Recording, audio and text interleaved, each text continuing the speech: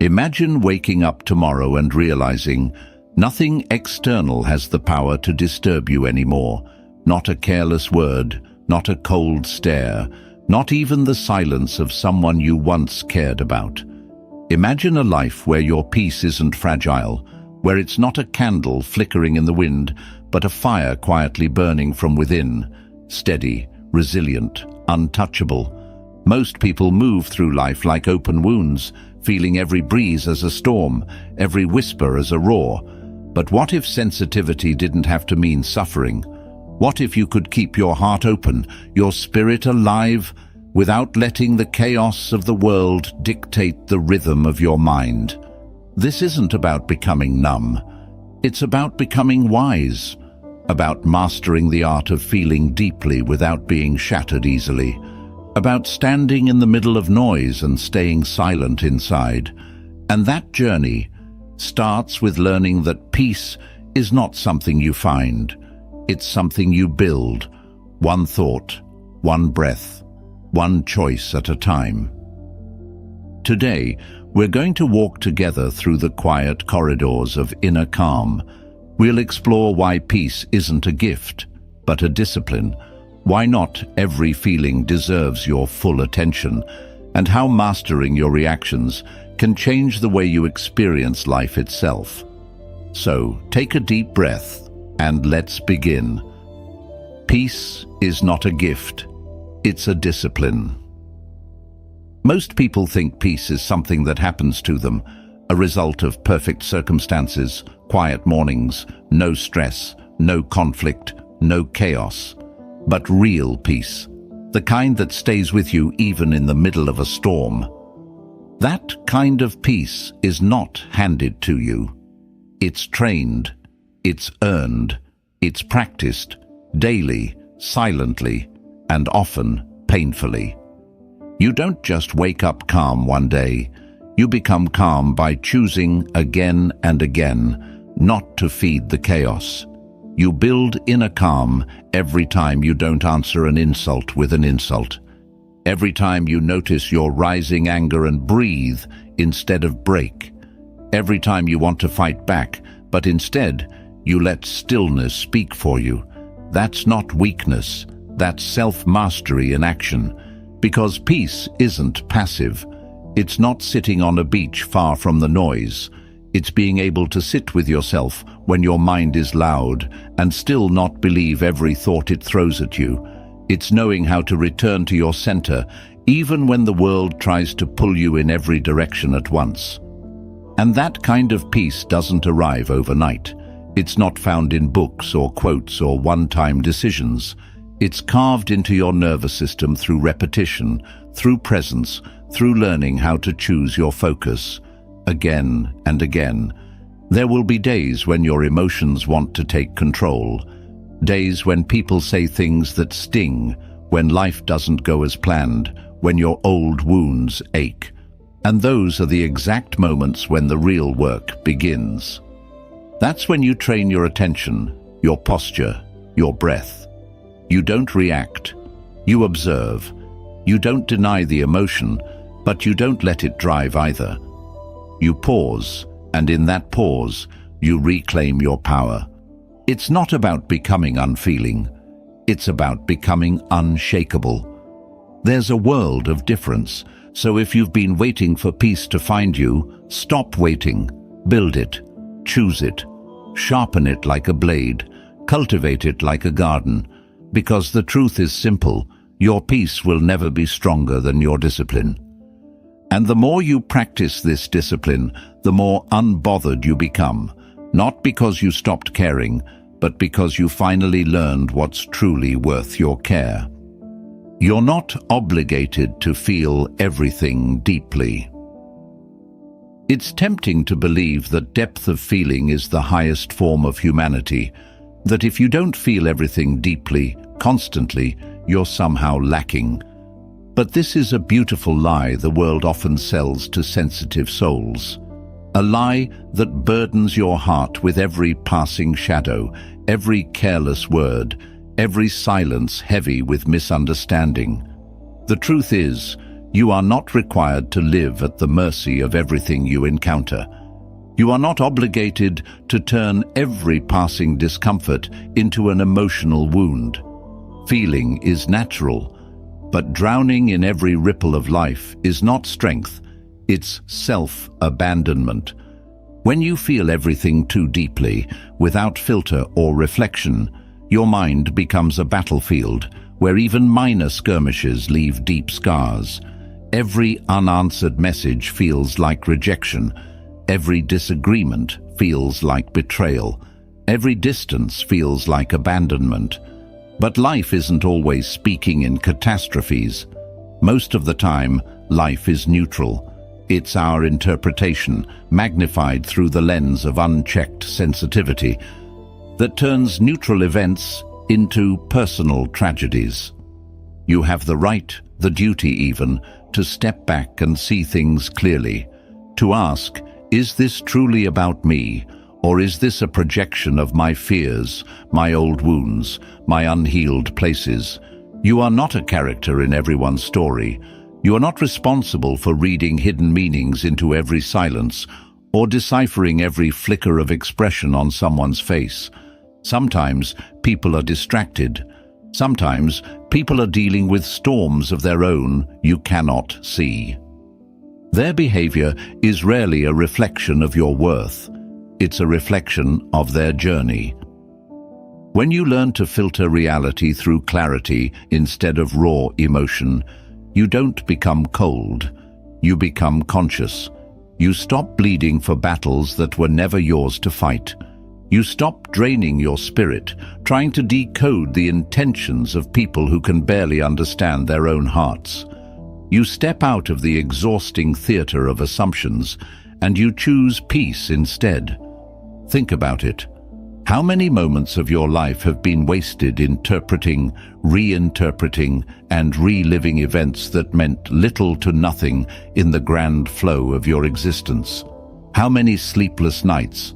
How many strained smiles? How many unnecessary apologies or self-loathing spirals came from giving too much meaning to things that were never about you in the first place? There's profound liberation in realizing that not everything deserves your emotional investment, that your empathy, your attention, your heart, these are sacred resources. They deserve to be given with intention, not scattered carelessly over every minor disturbance. You are allowed to say, "This isn't mine to carry. This doesn't define me. This moment, this silence, this slight, it does not deserve a throne in my mind." You can observe the waves of emotion without drowning in them. You can feel the sting of a moment without letting it anchor itself in your soul. You can witness the unfolding of life without losing yourself to every shifting wind. And ironically, when you stop overfeeling, you actually feel more authentically. You feel with greater depth, not greater chaos. You experience emotions as they are, not amplified, not distorted, but pure, immediate, real. You give yourself space to grieve when grief is true, to celebrate when joy is real, to connect when connection is mutual. Without the constant background noise of overreaction, your emotional life becomes richer, not poorer. This discipline of feeling what's true without magnifying what's fleeting is not a denial of sensitivity. It is the elevation of it. It is taking the raw material of empathy and sculpting it into wisdom. It is protecting your inner sanctuary so that you can meet life with an open heart, but a steady one. So the next time you catch yourself spiraling over an unanswered text, a distracted conversation, a moment of coldness from someone you love, pause. Ask yourself, is this truly about me? Step back. Let go. Choose clarity over assumption. Choose peace over emotional exhaustion. Because you are not obligated to turn your heart into an open wound for every passing moment. You are allowed and deeply encouraged to protect the sacred ground of your mind, to reserve your depth for what truly deserves it. You are not cold when you do this. you are wise. And in that wisdom, you finally find a tenderness that does not destroy you, it strengthens you. Sensitivity without strength becomes self-sabotage.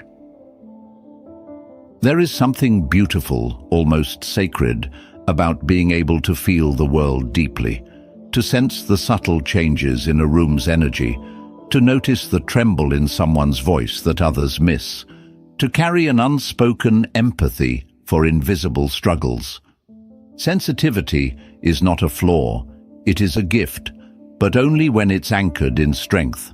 Without strength, sensitivity turns inward like a blade, cutting not through confusion, but through your own spirit. It becomes a form of self-sabotage, an endless cycle of overthinking, overfeeling, and ultimately overwhelming yourself into silence, paralysis, and pain. You were not born to be crushed by your ability to feel. You were born to use it, to navigate, to connect, to understand, but that requires a foundation of resilience. Without it, you become a prisoner of your own perceptions. Every slight feels like a betrayal. Every misunderstanding feels like a wound. Every shift in someone's mood feels like a reflection of your inadequacy. And life becomes exhausting, not because it is cruel, but because you have given your emotional weather to forces outside yourself. Strength does not mean hardness. It doesn't mean building walls so high that nothing can touch you. It means learning to be open without being shattered. It means knowing the difference between what deserves your tenderness and what demands your detachment. It means understanding that you can be both sensitive and sovereign, that you can feel deeply without handing over the keys to your inner peace. Imagine a violin, finely tuned. Its strings are sensitive to the slightest touch, but they are not weak. They hold tension and strength together in perfect harmony, creating beauty. Without tension, the strings would make no sound at all. Without resilience, sensitivity collapses into noise. In the same way, your emotional sensitivity needs the strength of clear boundaries, of conscious self-respect, of deliberate focus. Otherwise, you end up absorbing pain that isn't yours, carrying responsibilities you were never meant to bear, and interpreting life through the lens of constant vulnerability rather than balanced awareness. And there's another trap. When sensitivity is left unchecked, it often leads to self-centeredness without meaning to. Every experience becomes about you, how you were hurt, how you were misunderstood, how you were neglected. You begin to live through the lens of your wounds, interpreting the world as a series of personal offenses. And slowly, the world shrinks, not because it has changed, but because your heart has turned inward on itself.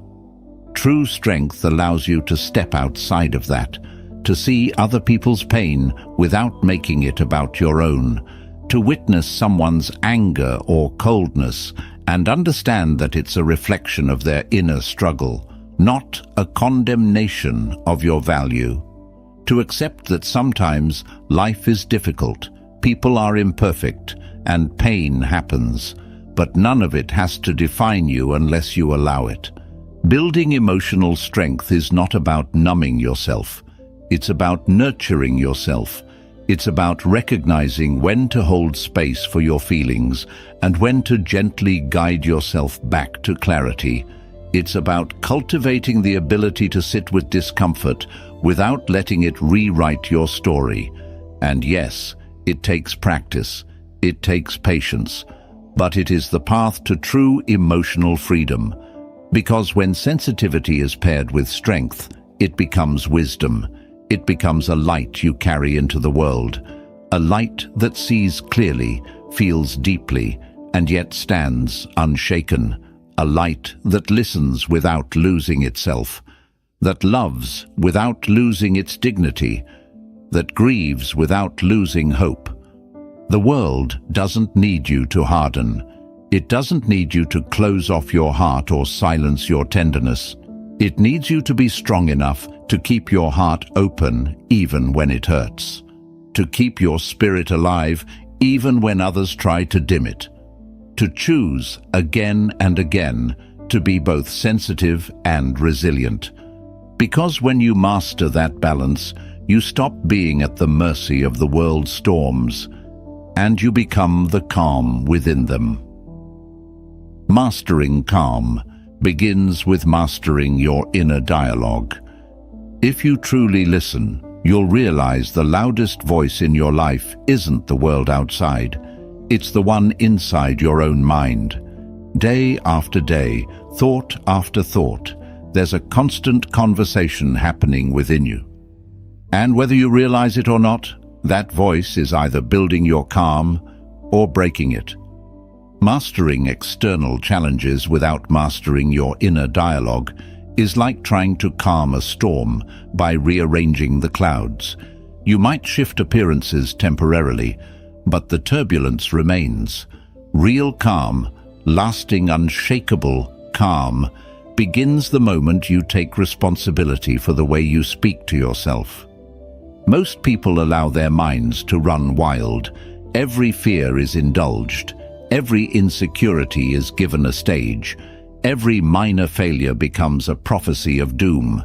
The mind, unchecked, can become a cruel narrator, dramatizing pain, exaggerating threats, replaying regrets, inventing futures drenched in anxiety. And when that voice goes unchallenged, it robs you of peace long before anything in the external world even touches you. Mastering your inner dialogue doesn't mean pretending everything is perfect. It doesn't mean toxic positivity or forcing yourself to chant affirmations you don't believe. It means developing an honest, calm, and resilient conversation with yourself. One rooted in reality, not fear. It's learning to notice when your mind spirals into worst-case scenarios and gently pulling it back. It's questioning harsh self-judgments instead of accepting them as truths. It's replacing catastrophic interpretations with balanced, clear perspectives. For example, when you fail at something, the undisciplined mind might scream, "You're worthless, you'll never succeed." But the trained mind replies, "This is a setback, not a sentence.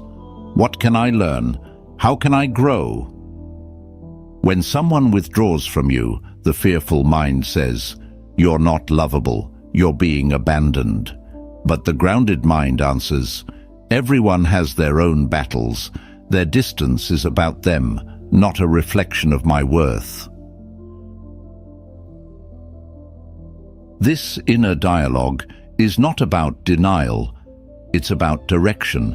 It's about choosing the thoughts that serve your strength over the ones that feed your weakness. It's about curating your mental environment with the same care you would curate your home, clearing out the clutter, repairing the cracks, letting in the light. And like anything worth mastering, it requires daily practice. It's in the moments when your thoughts start racing that you have to catch them, question them, redirect them. It's in the moments of emotional overwhelm that you have to step back and anchor yourself with words that heal rather than harm. No one can do this for you. No relationship, no achievement, no external validation will ever quiet an undisciplined mind. Only you can rewire the voice inside.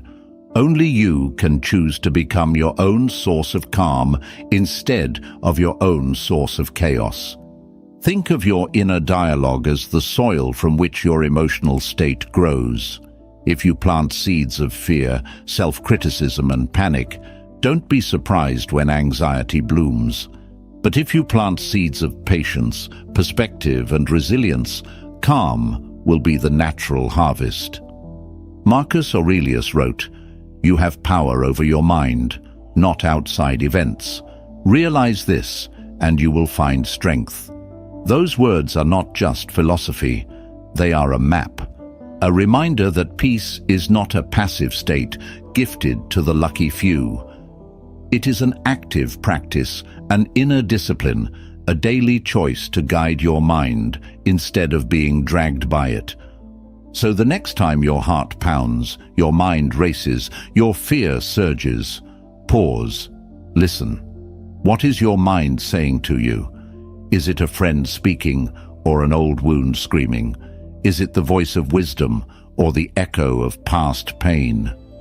You can't always control what thoughts arise, but you can always choose which ones you engage with, which ones you believe, and which ones you let go. Master that, and you master your calm. You master your life. Not reacting is a power move, not weakness. In a world that constantly demands instant responses, silence is mistaken for weakness. Composure is seen as a lack of courage, and restraint is often misunderstood as surrender. But the truth is, not reacting, not letting every word, every situation, every provocation pull you out of yourself, is one of the purest expressions of inner power. Anyone can react. A child can react. A wounded animal can react. Reaction is instinctual, automatic, often driven by fear or anger. But choosing not to react, choosing to pause, to observe, to respond only when necessary, and with full command of yourself, that is rare. That is strength. That is a skill most never develop because they are too busy trying to defend their pride or protect their ego. When someone insults you, it's tempting to strike back. When someone misunderstands you, it's tempting to explain endlessly, to argue, to fight for your narrative. But every time you let yourself get dragged into these small battles, you lose something greater, your center, your clarity, your calm. Learning not to react doesn't mean you allow injustice. It doesn't mean you accept disrespect. It means you don't hand your emotional state over to every passing wave of external chaos. It means you are strategic with your energy. You recognize that not every battle is worth fighting, not every opinion needs correcting, not every slight deserves your attention. There's a profound kind of dignity in being able to say, I see what's happening, and I choose peace over performance. Not because you are weak, but because you are strong enough to understand that real victories are often invisible. That walking away from drama isn't a retreat. It's an advance toward higher ground. Think about the greatest leaders, the wisest teachers, the calmest souls you admire. They are not the ones frantically defending themselves against every critic or lashing out at every offense. They are the ones who stay rooted, who speak only when their words can make a difference, who know when silence speaks louder than noise. Seneca once said, "He who angers you conquers you." And when you think about it, it's true. Every time you react impulsively, you give your power away. You become a puppet in someone else's hands, a mirror reflecting their chaos instead of a light shining from your own source. But when you refuse to react, you create space. Space to think, space to breathe, space to choose a response aligned with who you are, not who the moment tries to make you. This practice isn't easy. It requires an immense amount of self-awareness and humility. It requires you to be okay with not always having the last word, not always being understood, not always proving your worth to those who refuse to see it. But it frees you. It liberates you from the exhausting, endless game of emotional ping-pong that most people are trapped in every day. It allows you to move through life like a mountain moves through storms, steady, unshaken, dignified. It allows you to build relationships based on real understanding, not reactive outbursts. It allows you to conserve your energy for what truly matters, your growth, your purpose, your peace. So the next time someone tries to bait you into an argument, The next time life throws a petty annoyance your way, remember, reacting is easy. Mastery is choosing when and how to respond, and often choosing not to respond at all. Every moment you stay rooted when you could have been rattled, you are not losing. You are winning the only battle that ever really mattered, the battle over yourself. Don't take things personally. Most people act from their own wounds. One of the greatest freedoms you will ever experience is the realization that not everything is about you, that the way people speak to you, treat you, even betray you, often says far more about the state of their own hearts than it does about your worth. But until you see this clearly, you remain vulnerable, open to being wounded by every sharp word, every cold glance, every unmet expectation. Most people are carrying invisible wounds, wounds from childhood, from broken trust, from disappointments they never fully healed. These wounds shape the way they see the world, the way they speak, the way they treat others, including you.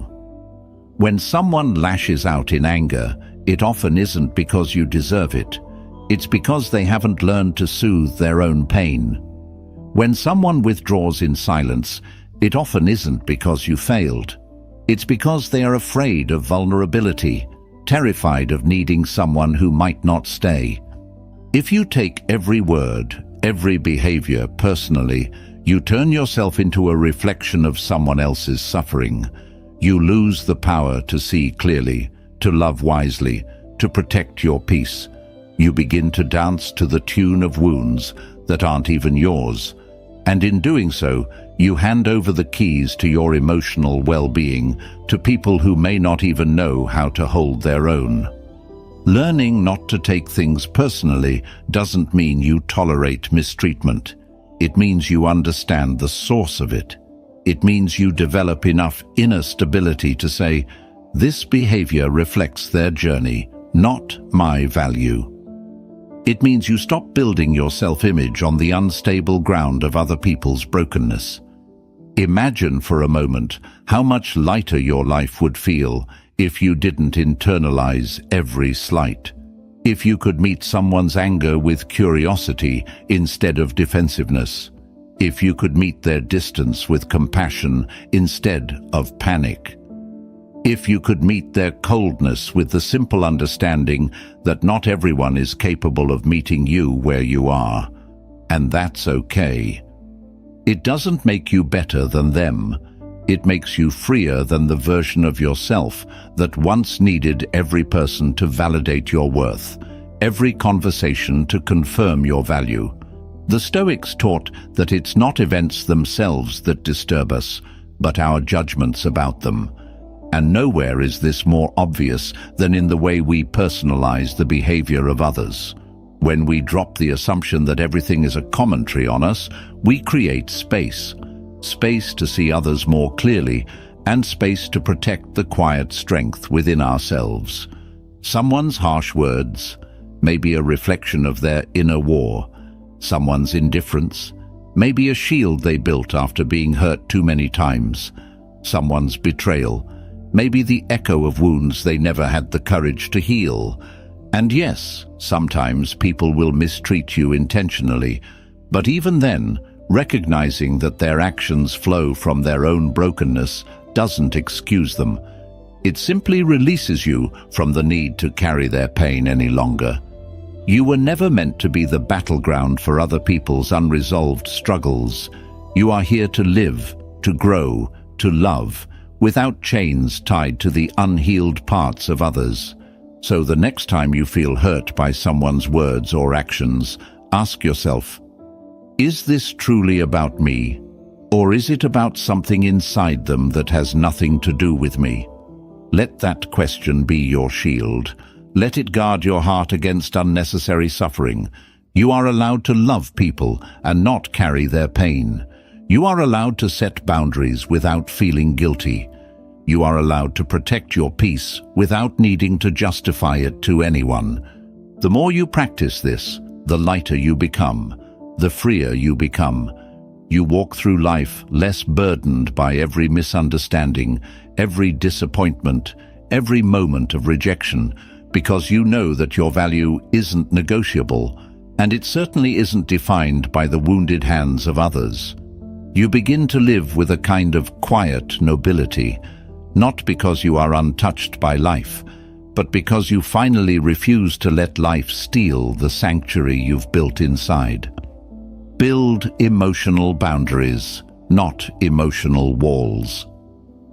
It's easy, after enough pain, to believe that the answer is isolation, that if you simply wall yourself off, if you build the barriers high enough, thick enough, strong enough, nothing can ever hurt you again. And there's some logic to that idea. If no one gets close, no one can wound you. But what you also lose behind those walls is connection, joy, growth, life itself. There is a difference, a profound difference, between building boundaries and building walls. Boundaries protect your peace while keeping your heart open. Walls protect your fear while imprisoning your heart. Boundaries are conscious, deliberate, and wise. Walls are reactionary, rigid, and suffocating. When you build emotional boundaries, you are saying to the world, "This is where I end, and you begin. This is what I allow in, and this is what I protect." You are not closing yourself off. You are creating a safe space within yourself where your worth is preserved, your emotions are honored, and your energy is directed toward what matters. Healthy emotional boundaries are not about pushing people away. They are about inviting the right people closer and recognizing without bitterness that not everyone deserves a seat at your table. They are about protecting the sacred garden of your inner life from the weeds of manipulation, guilt, or emotional chaos that others may unknowingly or knowingly bring. But walls, on the other hand, are built out of fear, not wisdom. They are reactions to past wounds, not reflections of present truth. When you build walls, you don't just keep pain out, you keep love out too. You keep growth out. You trap yourself inside a fortress that eventually becomes a prison, and while the hurt may not reach you as easily, neither will healing. The art lies in discerning when to open, when to close, when to step forward, and when to step back, not based on fear, but based on clarity and self-respect. You don't need to shut everyone out to stay safe. You just need to refine your filters. You need to listen more to your intuition, that quiet knowing inside you that often whispers, "This person drains me," or "This situation crosses a line." Honor that voice. Strengthen that voice. Let it guide you without anger or resentment. Because the purpose of a boundary is not to control others. It's to control your exposure to what dims your spirit. It's to honor the reality that while you cannot change how others behave, you can absolutely decide what you allow to affect you. Imagine standing at the edge of a vast ocean. You cannot control the waves, but you can choose where you build your home. You can choose how far you let the tide come in. That is the work of boundaries, to stay connected to the world without being swallowed by it. And boundaries aren't always visible. Sometimes they are silent decisions. The decision not to engage in certain conversations, the decision to say no without guilt, the decision to walk away when your peace is no longer respected. These are boundaries drawn not in anger, but in wisdom and self-love. Seneca once said, "Associate with those who will make a better man of you. Welcome those whom you yourself can improve." This isn't about elitism, it's about stewardship of your own soul. It's about recognizing that your emotional environment shapes you just as surely as your physical environment does. You cannot stay healthy if you live in pollution. You cannot stay peaceful if you constantly invite chaos into your inner world. Setting boundaries will disappoint some people. It will confuse others. It may even anger a few. But remember, your responsibility is not to manage their emotions. Your responsibility is to protect your peace, to live aligned with your values, to create a life where your soul can breathe freely, without apology. And every time you honor your boundaries, calmly, consistently, compassionately, you reclaim a little more of your power. You remind yourself that you are not here to be everything to everyone. You are here to be true to yourself. Because ultimately, a boundary is not a rejection of the world. It's an act of profound love for yourself and for the kind of life you are consciously choosing to build. Train your nervous system to feel safe in silence. Silence is a space most people fear. It is in the absence of noise, of constant stimulation, that the deepest anxieties rise to the surface. Left alone with their thoughts, many begin to feel an almost physical discomfort, a restlessness that demands they reach for a screen, a distraction, a conversation, anything to avoid simply being. But what if silence isn't the threat we imagine it to be? What if silence, when approached with courage, becomes a sanctuary instead of a void? If you want true calm, true resilience, you must train your nervous system to feel safe in stillness. Because without that safety, you will always be reacting, not to the world outside, but to the turmoil within. And much of what we label as overreaction or oversensitivity is simply the nervous system panicking when confronted with the unknown, the unstructured, the silent. It's easy to overlook how deeply modern life conditions us to fear quiet. The endless buzzing of notifications, the background hum of media, the quick fixes of entertainment, they all create a rhythm of constant engagement. And in that rhythm, stillness feels wrong. It feels like something is missing. It feels unsafe. But your nervous system wasn't designed for constant noise. It wasn't meant to process an infinite stream of information without rest. It was meant to cycle, to engage, and then to retreat, to act, and then to regenerate, to move outward, and then to return inward. Without the inward return, without the practice of stillness, you become like an instrument always played but never tuned, slowly falling out of harmony with yourself. Training yourself to feel safe in silence is not about withdrawing from life. It's about giving yourself a place to come home to, no matter how chaotic life becomes. It's about anchoring yourself so deeply in your own presence that the absence of external input doesn't feel like abandonment. It feels like sanctuary, and it begins small. It begins in those moments when you resist the urge to fill every gap with sound, when you sit in your car without turning on the radio, when you wait in line without scrolling through your phone, when you let the evening settle without background noise. These tiny acts of stillness send a message to your nervous system. You are safe. You are enough. Nothing needs to happen right now.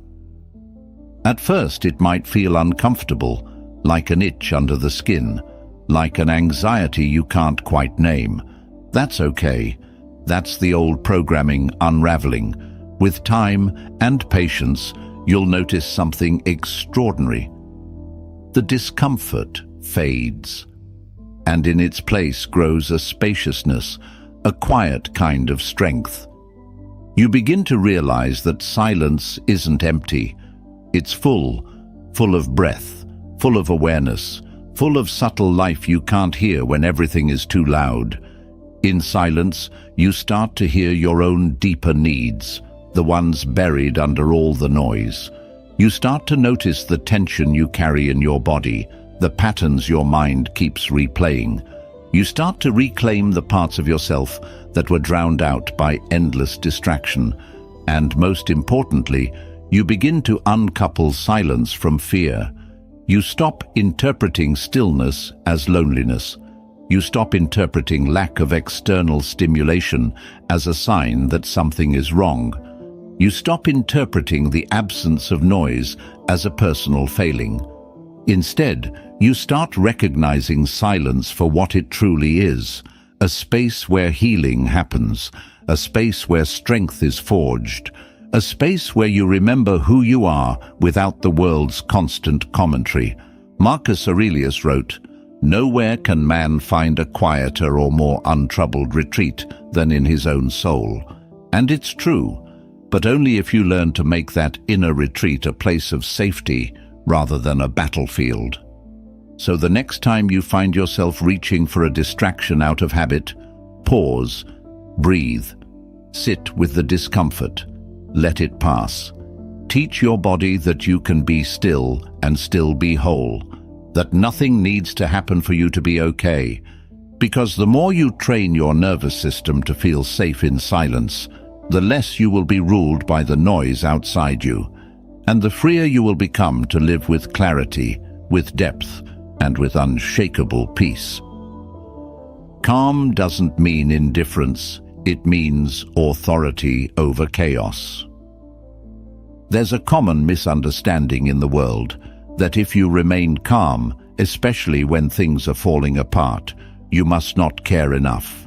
That if you don't react with urgency, with anger, with visible distress, you must be cold, detached, indifferent. But that misunderstanding says more about our culture's addiction to emotional chaos than it does about the true nature of calm. Calmness isn't apathy, it's authority.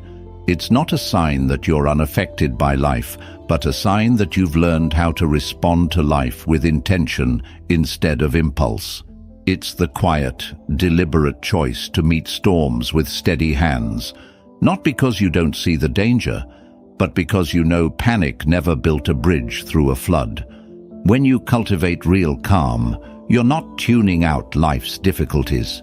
You're tuning in with a deeper awareness that thrashing against the current only pulls you under faster. Calm is not absence of feeling. It's mastery of feeling. It's choosing not to let temporary emotions drive permanent decisions. It's feeling the depth of sorrow, the sting of betrayal, the rush of anxiety, and still standing rooted, still choosing thoughtful action over chaotic reaction. In moments of crisis, most people look outward for control. They try to fix, to argue, to dominate the external world. But those who truly understand the nature of calm look inward first. They realize that the only thing they ever have complete authority over is themselves, their breath, their focus, their internal state. The Stoic philosopher Epictetus taught, "It's not what happens to you, but how you react to it that matters." And that teaching, simple on the surface, holds the secret to real power. Life will bring storms. People will disappoint you. Plans will unravel. Pain will visit you. None of this is a failure on your part. It's the nature of existence. But how you choose to meet that reality, that's where your freedom lives. Imagine a tree in the middle of a fierce storm. The weak tree snaps in the wind, its roots too shallow, its branches too rigid. But the strong tree, deeply rooted, flexible, patient, bends without breaking. It feels the full force of the wind, but it endures. And when the storm passes, it stands even stronger than before. You are that tree. Your calm is your roots. Your calm is your strength. It allows you to bend when life demands it, without losing yourself. But calm must be cultivated. It doesn't appear by wishing for it. It's built in small moments, when you choose to pause before speaking harshly, when you breathe through irritation instead of lashing out, when you witness your own fear without letting it become your master. It's built when you choose not to escalate a conflict just to prove a point, when you let someone else's anger pass through you without lighting a fire inside your own chest, when you trust that sometimes the best response is no immediate response at all, And the more you practice this kind of calm, the more others will misunderstand you. Some will accuse you of not caring. Some will try to provoke you, mistaking your silence for weakness. Some will think they have the upper hand when you don't argue back.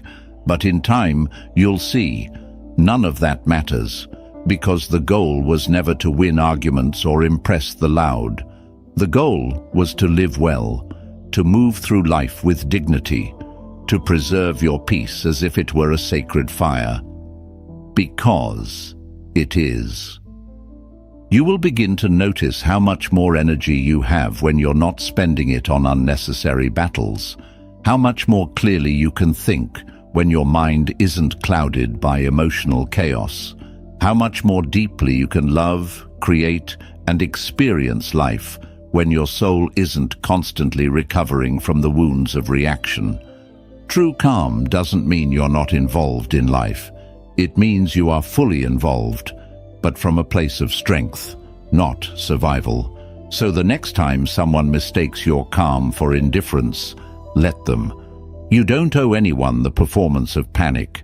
You owe yourself the preservation of your peace, because in the end, calm isn't about withdrawing from life. It's about showing up fully, with open eyes, open heart, and unwavering control over your own inner world. Your peace is sacred. Protect it ruthlessly. There comes a point in your life when you realize that peace is not just a pleasant feeling. It's not a bonus you enjoy when things are easy. It's the foundation of everything: your clarity, your strength, your happiness, your ability to give to others without losing yourself. And once you recognize how sacred your peace truly is, you stop treating it like it's negotiable. You start protecting it the way a flame protects its last breath of oxygen in a storm. Fiercely, unapologetically, and without hesitation. Your peace is the center of your life. It's what allows you to respond rather than react, to think clearly when others panic, to love deeply without losing your own identity. Without it, every other part of your existence begins to suffer. Your work suffers, your relationships suffer, your dreams fade, your health erodes. Peace isn't a luxury, it's oxygen for the soul. And yet, how often do we give it away cheaply? How often do we let the careless words of a stranger ruin an entire day? How often do we open our hearts to people who have shown us, time and again, that they only know how to take, not give? How often do we stay in places, conversations, habits that drain us, simply because we're afraid to choose ourselves? You don't owe your peace to anyone, not to the friend who manipulates your kindness, not to the family member who guilts you into abandoning your own needs, not to the culture that teaches you that self-sacrifice is the highest virtue, even when it leaves you hollow. Guarding your peace doesn't make you selfish. It makes you wise. It means you understand that you cannot pour from an empty cup. It means you respect your energy enough to invest it where it can grow instead of where it withers. Protecting your peace ruthlessly means saying no, not out of cruelty, but out of compassion for your own soul. It means walking away from battles you could win, but don't need to fight. It means refusing to explain, justify, or apologize for the boundaries you set to keep your spirit intact. It means listening closely to the subtle shifts within you, the tightening of your chest, the draining of your energy, the heaviness that settles after certain conversations or environments. These are your soul's warning signs. Honor them, trust them, and yes, it will cost you. Protecting your peace might cost you relationships built on your willingness to overextend. It might cost you admiration from people who only valued you when you were easy to access and easy to exploit. It might cost you the illusion of belonging in spaces that require you to betray yourself to fit in. But what you gain is worth infinitely more. You gain a life that feels like yours. You gain mornings that begin in calm, not in dread. You gain evenings where your mind is quiet enough to hear your own dreams again. You gain relationships that are mutual, nourishing, real, built not on obligation, but on authenticity. Marcus Aurelius once wrote, "The tranquility that comes when you stop caring what they say, or think, or do, only what you do. This is the heart of protecting your peace, focusing not on managing the world around you, but on mastering the world within you. You are the guardian of your inner world. You are the protector of your own light, and there is no higher duty, no greater responsibility. So be kind, but be clear. Be open, but be discerning. Love deeply, but love yourself enough to walk away when loving others demands you abandon your own soul. Protect your peace like your life depends on it, because in every meaningful way, it does. And as you do, you'll find something extraordinary. The world outside may rage, may roar, may crumble, but within you, there will be a stillness that no storm can touch. True inner calm isn't found in escaping the world. It's found in learning how to move through it without letting it move through you. It's found in building a shelter inside yourself, strong enough to stand even when everything outside shakes. And that shelter is built, choice by choice, moment by moment. When you stop treating peace as a luxury and start treating it as your deepest responsibility, everything changes. You react less. You see more. You carry yourself differently, not with hardness, but with quiet strength. Not with apathy, but with unwavering clarity about who you are and what you allow into your heart. This isn't a path of isolation. It's a path of conscious living. It's the realization that your sensitivity is not a curse to be hidden, but a gift to be protected. That silence isn't emptiness, it's fullness. That boundaries aren't selfish, they're sacred. And that true calm isn't about feeling less. It's about choosing your feelings with wisdom, not weakness. You owe it to yourself and to the life you're meant to live, to guard your peace as fiercely as you would guard the flame of your own soul. Because in the end, it's not about proving anything to the world. It's about creating a world within you that no storm can shake. If this journey resonated with you today, I invite you to carry this calm forward. Protect it, strengthen it. Let it shape the way you walk through the noise of life, not untouched by pain, but unbroken by it. And if you found value in this conversation, take a moment to share it with someone who might need this reminder too. Thank you for being here, for choosing reflection over reaction, stillness over chaos, and strength over noise. Until next time, stay rooted, stay present, and stay fiercely at peace.